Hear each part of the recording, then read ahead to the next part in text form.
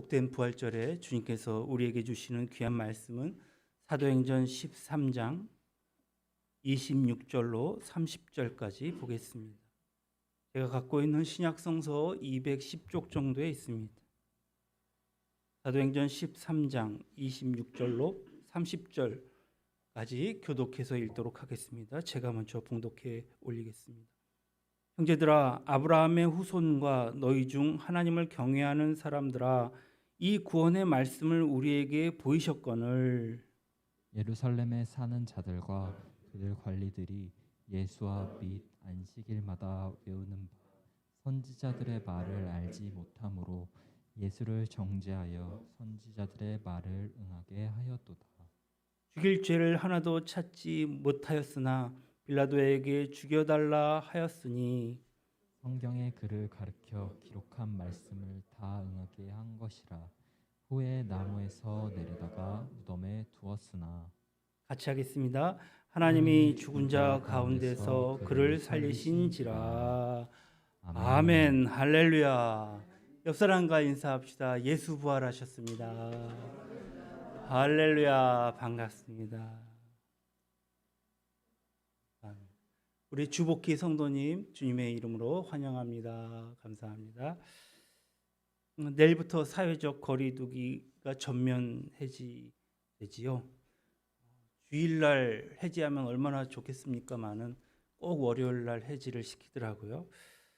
그렇다고 뭐 개인 방역 수칙까지도 안 지켜도 되는 것은 아니지 않습니까?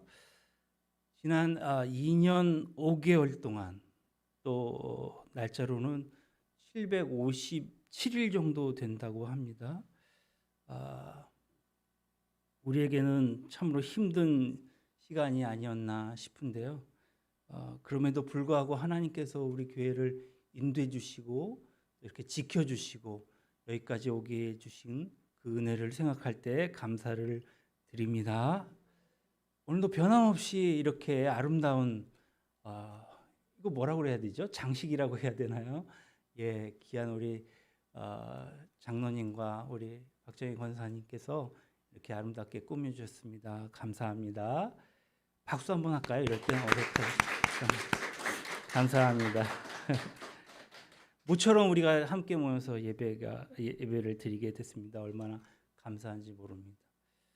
25일부터는 그 다중인원 시설에서도 식사가 가능하다고 하니 이달에는 그냥 지나가고 5월부터는 우리가 함께 어떻게 하면 식사를 같이 할까 그것도 좀 준비하고 모색해야 되지 않을까 생각합니다. 예배 후에 사진 촬영이 있으니까 한 사람도 가지 마시고 사진 촬영 같이 했으면 좋겠습니다. 하나님 말씀 전하도록 하겠습니다. 하나님이 살리신지라 라는 제목으로 은혜 나누길 원합니다.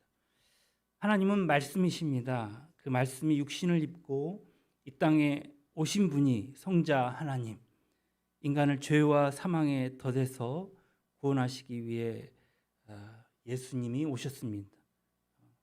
구원하시기 위한 예수님이셨습니다.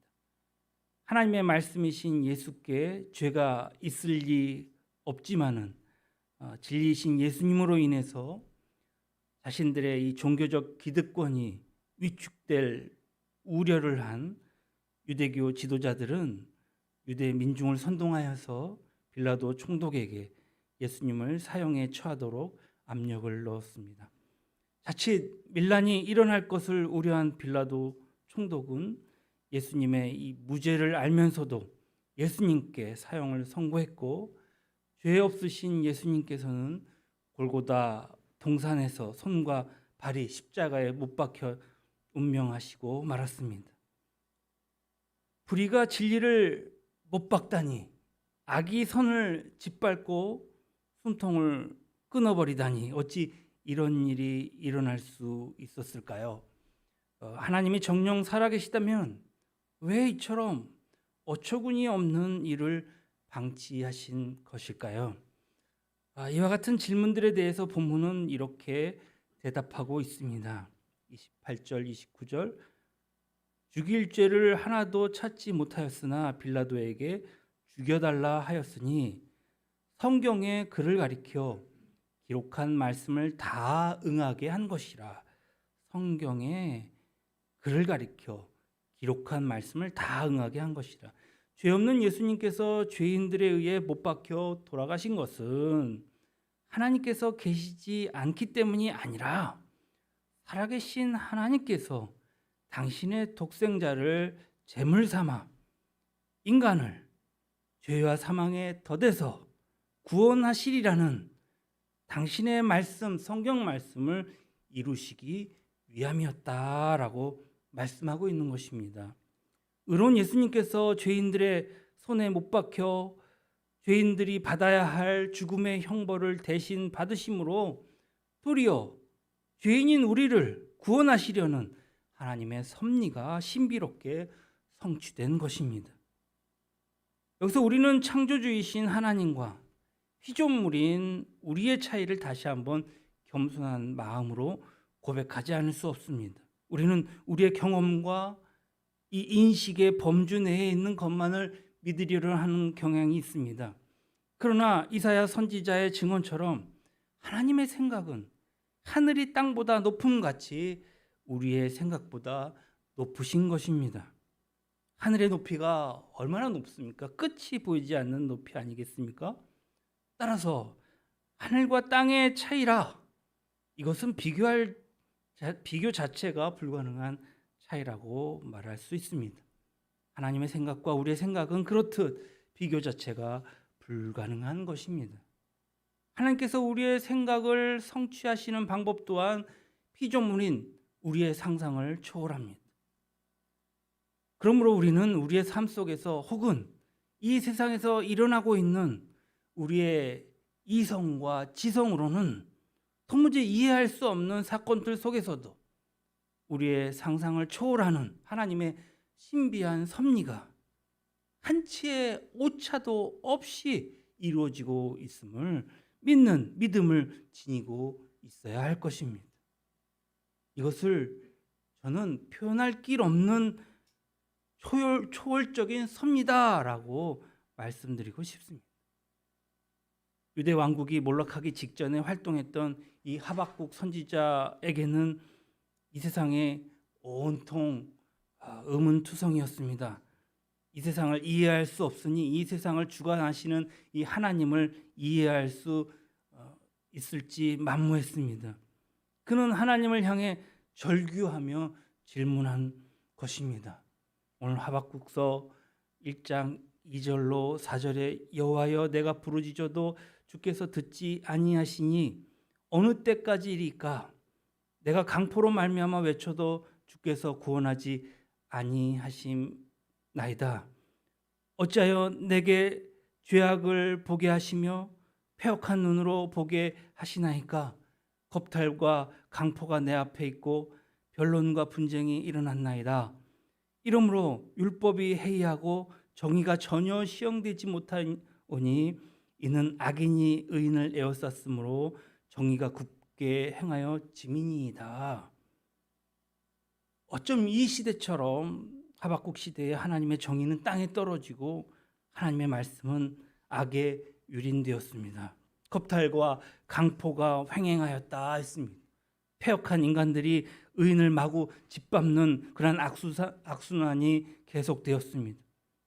그래서 하박국 선지자는 왜 내가 부르짖어도 하나님 당신은 듣지 아니하시냐고, 이 악한 세상 속에서 당신의 말씀을 쫓아 사느라 이제 핍박당하는 이 의인을 왜 구원해 주시지 아니하냐고 절규하며 질문하지 않을 수 없었던 것입니다. 하박국 선지자에게 또 다른 질문이 있었습니다. 하나님의 말씀을 짓밟는 이 패역한 유대 백성을 하나님께서 심판하시는데, 물론 죄를 지었으니까 심판받는 것은 당연한데 하필이면 왜 어찌하여서 이 악한 유대 백성들보다 더 악한 이 바벨로니아 제국을 심판의 도구로 사용하실 수 있느냐라는 것이었습니다.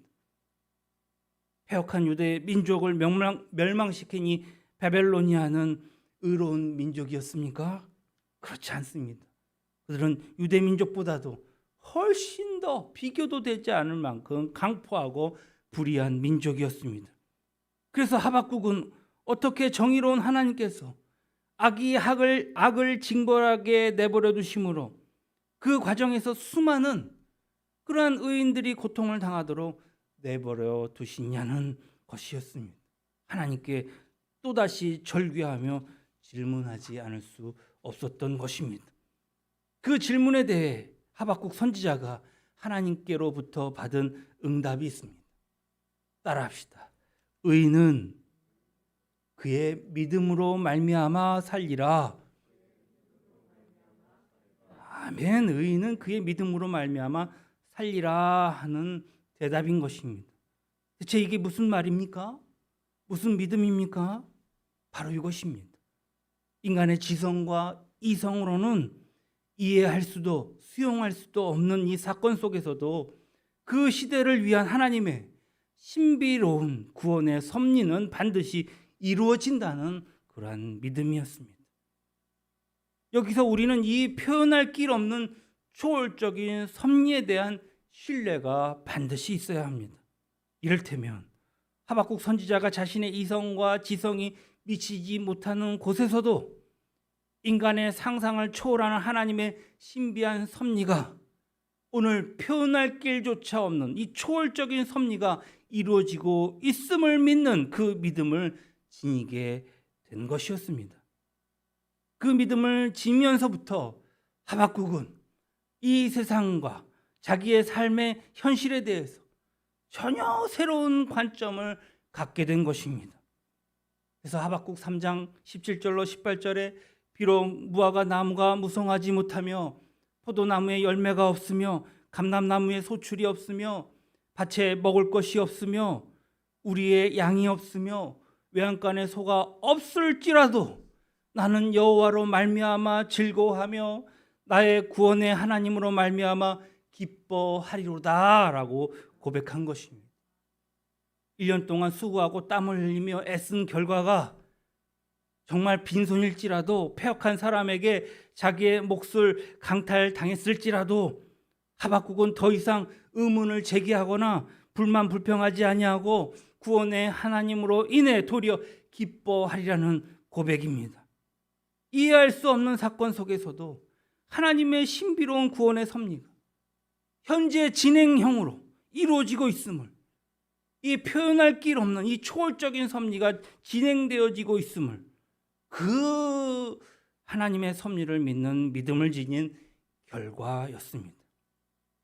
하나님을 믿는 믿음의 사람이 지녀야 할 것은 이처럼 중요합니다. 믿음이 실은 자신의 지성과 이성이 미치지 못하는 곳에서 정말 이루어지는 표현할 길 없는 초월적인 섭리를 믿는 믿음을 지니는 것이라는 말씀입니다. 전에 100주년 기념교회에 담임이셨던 이재철 목사님은 이 믿음을 믿음의 여백이라고 표현했습니다. 아주 참 공감이 가는 표현입니다. 믿음의 여백을 지니지 못할 때에 우리는 전능하신 하나님을 믿는다면서도 하나님을 우리의 생각과 판단 속에 가두어두는 어리석음으로부터 탈피하지 못합니다. 믿음은 전능하신 하나님 앞에서 어리석은 나를 탈피할 수 없습니다. 전능하신 하나님 앞에서 어리석은 나를 탈피하고 그 결과로 믿음의 여백이 나타나는 것입니다. 오늘 본문은 우리가 지녀야 할 믿음을 밝히 보여주고 있습니다.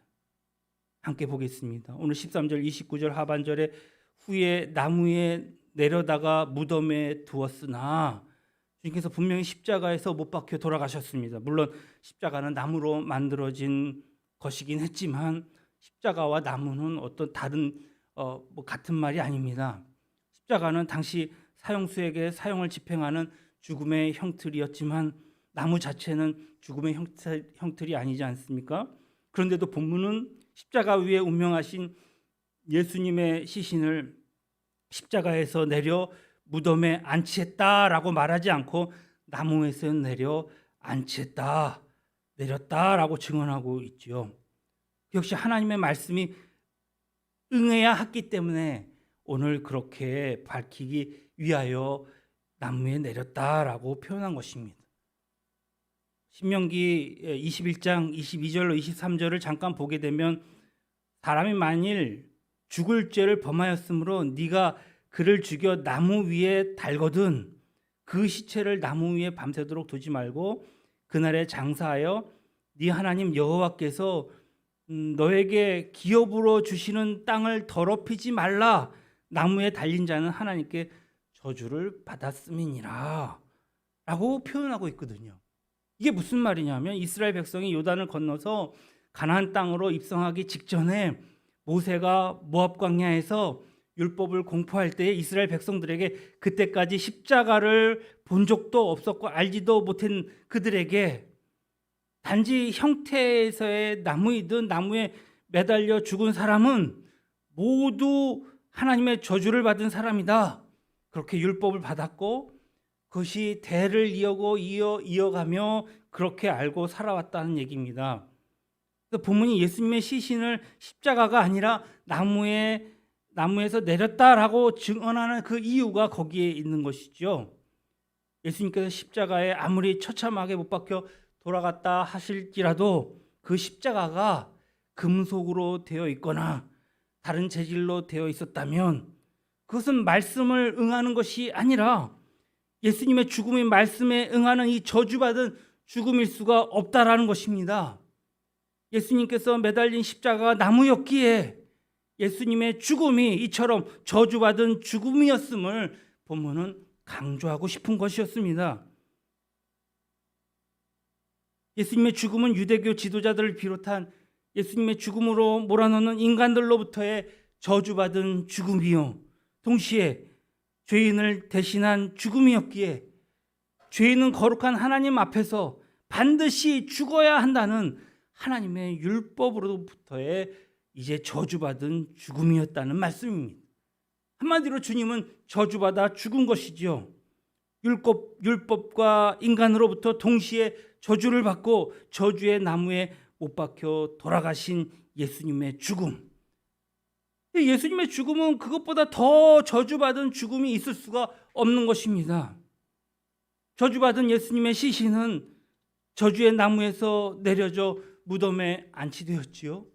저주받은 시신이 안치된 무덤이라면 그 무덤 역시 저주받은 무덤임에 틀림없습니다. 죽음과 무덤은 모두 모든 것이 끝났다라는 의미입니다. 저주의 나무에서 저주의 죽음을 당한 이 저주의 시신으로 저주의 무덤에 안치된 예수님의 일생, 예수님의 그 일생은 그래서 그것으로 종결되고 말았습니까? 오늘 본문 말씀 30절에 뭐라고 얘기합니까? 하나님이 죽은 자 가운데서 그를 살리신지라. 아멘. 하나님께서 예수님을 죽은 자 가운데서 다시 살리셨다는 거예요.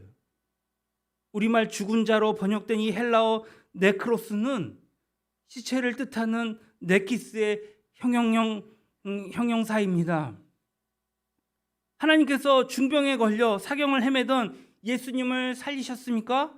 그것이 아닙니다. 의식불명 상태에서 이 가사 상태에 있던 예수님을 살리셨습니까? 그것도 아닙니다. 십자가에 못 박혀 마지막 피 한 방울까지 다 쏟으시고 심장이 비로소 박동이 멈춘 그 시신, 무덤 속에 안치된 그 시신, 모든 것이 시신의 상태에서 오늘 완전히 죽은, 저주로 인하여 완전히 죽은 예수님을 하나님에 의해서 하나님께서 부활시켜 주신 것임을 믿습니다. 그래서 예수님이 돌아가신 지 사흘째 되던 날 이제 새벽에 여인들이 유대의 간습에 따라서 예수님의 시신을 향품을 발라 드리기 위해서 예수님의 무덤을 찾아갔을 때에 무덤은 비어 있었습니다. 왜냐하면 예수님께서 이미 부활하셨기 때문입니다. 죽은 사람의 시신의 땅에 매장한 그 우리의 관습과는 좀 다르게 유대인들은 죽은 사람의 시신을 바위 동굴 속에 안치하고 무덤 입구를 돌로 막지 않습니까? 그러므로 동굴의 돌문을 열면 누구든지 언제나 무덤 속을 드나들 수 있었던 것입니다. 이 무덤은 무덤에 핵인 이 시신이 있어야 무덤이지요. 예수님의 시신이 그 무덤에 안치되기 전까지는 그냥 동굴이었던 것입니다. 그것은 아리마대 사람 이 지방의 거부인 요셉이 자신이 죽으면 무덤으로 사용하기 위해서 미리 바위 속에 미리 만들어 놓은 인공 동굴이었을 뿐이었습니다. 그러나 예수님의 시신이 안치되는 순간 그 동굴은 무덤이 되었습니다. 동굴 속에 시신이 들어오므로 동굴이 무덤이 될 필요 충분 조건이 이제 갖추어진 것입니다. 그러나 그 무덤 속에 시신이 안치되어 있던 이 예수님을 하나님께서 다시 살리심으로 그 무덤은 더 이상 무덤일 수 없게 되었습니다. 무덤에 핵인 시신이 부재하기 때문입니다. 하나님에 의해서 부활하신 예수님께서 그 무덤에서 당신의 두 발로 걸어 나오신 것입니다. 저주의 나무에서 저주의 죽음을 당한 이 저주받은 시신이 안치되어 저주의 무덤이 된 그 무덤으로부터 하나님께서 예수의 시신을 다시 살리심으로 그 무덤에 핵인 시신이 없는 빈 여백이 되는 것입니다. 인간이면, 이 세상에 사는 인간이면 한 사람도 예외 없이 모두 겪는 죽음, 이 인간의 죽음을 깨트리는 하나님의 생명이 역사하는 정말 표현할 길 없는 이 초월적인 섭리가 인간을 속박하는 모든 저주의 사슬을 끊어버리고 그분의 손길이 인간의 절망을 소망이 되게 하시고 또 그의 그 충분한 사랑으로 인간의 죽음의 끝을 또 다른 시작이 되게 하는, 어쩌면 정말 영혼과의 접점이 되게 하시는 그 하나님의 그 표현할 길 없는 초월적인 그 섭리, 그 역사, 그의 손길, 예수님의 참된 부활의 의미가 바로 그 섭리 속에 있는 것임을 믿으시기 바랍니다. 우리가 무덤 속에 안치된 예수님의 시신을 살리는 이 하나님을 믿는 부활의 신앙을 지닌다는 것은 바로 그 표현할 길 없는 초월적인 섭리를 믿는 그 믿음을 지니는 것입니다. 사실 예수님께서 십자가에 못 박혀 돌아가시기 전 당신의 제자들에게 수차례 당신의 죽음과 부활을 예고하셨습니다. 예루살렘에서 유대교 지도자들에 의해서 죽음을 당하지만 사흘째 되던 날 죽음을 깨뜨리고 부활하실 것을 분명히 밝히신 것이죠. 그러나 예수님께서 십자가에 못 박혀 돌아가시는 그 죽음의 현장에서 그는 너무나도 공포와 두려움에 사로잡혀 뿔뿔이 도망치고 말았습니다. 그게 제자들이에요. 그들은 사흘째 되던 날도 예수님께서 부활하셨다는 이 여인들의 증언을 듣고서도 두려움에 떨면서 마가의 다락방에 계속 숨어 있었습니다. 예수님으로부터 직접 부활의 예고를 들었고 더욱이 베드로는 예수님의 부활을 증언하는 그 여인들의 말을 듣고 직접 예수님의 무덤으로 뛰어가서 예수님의 무덤이 비어 있음을 자기의 두 눈으로 확인하였음에도 불구하고 그와 그의 제자들은 하나님께서 시신이 된 예수님을 다시 살리셨음을, 살리실 수 있음을 믿는 믿음이 없었다는 것입니다. 그들의 믿음은 죽은 시신은 절대로 살아날 수 없다는 그냥 자기의 생각과 판단에 갇혀서 아주 폐쇄적인 믿음을 갖고 있는 그러한 믿음 없는 자에 불과했던 것입니다. 그런 그들에게 오늘 주님이 그들을 찾아가셨습니다. 시간이 좀 지났습니다. 그래서 부활하신 그분을 직접 제자들이 목격했습니다. 그를 만져보기도 했습니다. 이제 표현할 길 없는 하나님의 섭리를 그들은 비로소 믿게 된 것입니다. 제자들의 믿음은 그 상태에서 멈추지 않았습니다. 그들은 참수형을 당하면서도 불에 타서 죽으면서도 원형 경기장에서 맹수에게 찢겨서 죽으면서도 오직 예수 그리스도의 부활만 외쳤습니다. 부활하신 예수님을 목격한 그들의 표현할 길 없는 이 초월적인 이 섭리를 믿는 그 믿음을 그들은 비로소 갖게 되었기 때문입니다. 자신들이 죽을 망정 예수님의 시신을 살리신 이 하나님께서 자신들 또한 반드시 책임져 주실 것이라고 하는 믿음이 그들에게 있었기 때문입니다. 자신들이 비록 보잘것없는 존재라 할지라도 자신들이 뿌린 그 믿음의 씨앗들은 언젠가 인류의 역사 속에서 시간과 공간을 초월하여서 반드시 결실될 것임을 믿는 믿음이 그들에게 생겼던 것입니다.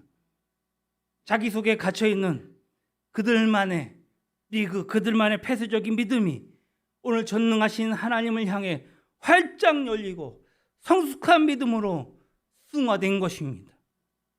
하나님께서 그들의 믿음의 통로를 삼아서 그들을 지난 2000년 동안 당신의 섭리를 이루셨고 오늘 이 시대에도 이루실 것이며 이루시고 계시며 앞으로도 계속해서 이루어 가실 것임을 두말할 나위도 없습니다. 삼위일체 하나님을 믿는다는 것은 예수님의 시신이 안치되었던 무덤이 오늘 예수님의 부활로 인해서 텅 비어버린 그 표현할 길 없는 정말 초월적인 섭리를 믿는 그 믿음으로 꽉 채우는 것입니다. 믿음이 크다는 것은 무슨 말입니까? 믿음이 클수록 예수를 살리신 하나님의 능력이 그 표현할 길 없는 그 초월적인 섭리 속에서 더 크게 역사하시기 때문에 그것을 믿는 믿음으로 우리를 더욱더 믿음의 그릇을 넓히는 것입니다. 오늘 빌립보서는 참수형을 앞둔 사도 바울이 로마 감옥에서 빌립보 교인들을 향하여 보낸 편지입니다. 그 편지 속에 사도 바울이 이렇게 얘기합니다. 주 안에서 항상 기뻐하라. 내가 다시 말하노니 기뻐하라 라고 권면합니다. 여러분 보세요. 참수형을 목전에 둔 사람이 어떻게 기뻐하며 어떻게 타인에게 그 기쁨을 전할 수 있겠습니까? 사도 바울이 표현할 길 없는 이 초월적인 섭리를 믿는 믿음을 지니고 있었기 때문이 아니겠습니까? 그 믿음은 인간의 죽음을 하나님의 생명으로, 인간의 저주를 하나님의 사랑으로, 인간의 절망을 하나님의 소망으로, 인간의 종교를 하나님의 시작으로 대처하는 하나님의 섭리를 위한 믿음이었습니다. 사랑하는 여러분, 우리의 죄를 대신 치르기 위하여 인간과 율법의 저주를 동시에 받고 저주의 나무에서 저주의 죽음을 받아서 저주의 시신이 된 예수님을 하나님께서는 다시 살리셨습니다. 이 사실을 정녕 믿으십니까? 그렇다면 예수님의 무덤이 예수의 부활로 빈 여백이 된 그 여백을 우리의 믿음으로 가득 채우시기를 바랍니다. 그 표현할 길 없는 초월적인 그 섭리를 믿는 믿음을 지니는 순간부터 우리의 삶의 가치는, 의미는, 그 수준은, 그 질은 달라지게 될 것입니다. 그 믿음이야말로 하나님께서 우리를 위해 당신의 생명으로, 당신의 사랑으로, 당신의 은총으로, 당신의 소망으로 친히 역사하시는 하나님의 공간이 되기 때문입니다. 율법의 저주를 받아 저주의 십자가에서 죽음당한 안치된 예수님을 하나님께서 다시 살리셨음을 믿습니다. 예수 부활하셨습니다. 할렐루야. 기도하시겠습니다. 오늘 하나님을 믿는다면서도 나의 지성과 이성, 나의 생각과 판단에 갇혀있던 우리의 폐쇄적인 믿음이 오늘 예수님의 무덤을 빈 여백이 되게 하신 하나님을 향해 활짝 열고 성숙한 믿음이 되게 해 주십시오. 오직 표현할 길 없는 이 초월적인 섭리를 베푸시는 하나님을 믿는 우리의 믿음이 오늘 우리의 이성과 지성 그리고 우리의 생각과 판단을 초월하여 날로 일로 확장되게 해 주십시오. 우리의 삶이 하나님의 생명으로, 하나님의 사랑으로, 하나님의 능력으로, 하나님의 소망으로, 하나님의 평안으로 날마다 충만하게 해 주십시오. 그래서 우리의 매일매일이 부활의 생활되게 해 주십시오. 거룩하신 우리 구주 예수님의 이름으로 기도드립니다. 아멘. 할렐루야. 우리 찬양하시겠습니다. 찬양하시면서 준비